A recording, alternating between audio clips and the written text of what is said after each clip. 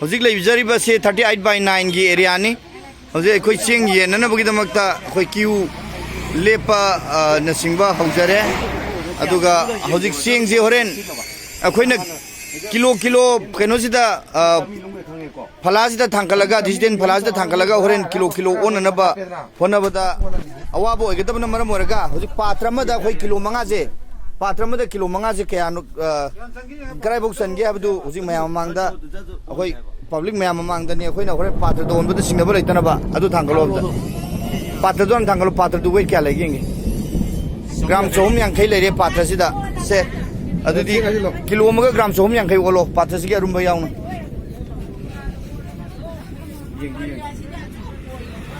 zo hajalo zo hayu ne ako kilo amaga gram chani yang khai yogre ko chani kunthra yogre khaji kadani haidu yam hair oh kilo manga olo hayo manga ga hayo wale Semiter di yang biu ko.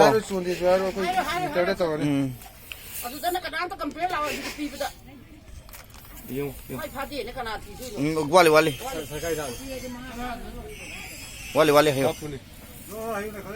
Oh hele lauto. Oh adu da yare adu khelo. Mayam si ubi redana. Si cuma piktan bada kilo manga sab sare ko. Mayam yabining ba kana yauri.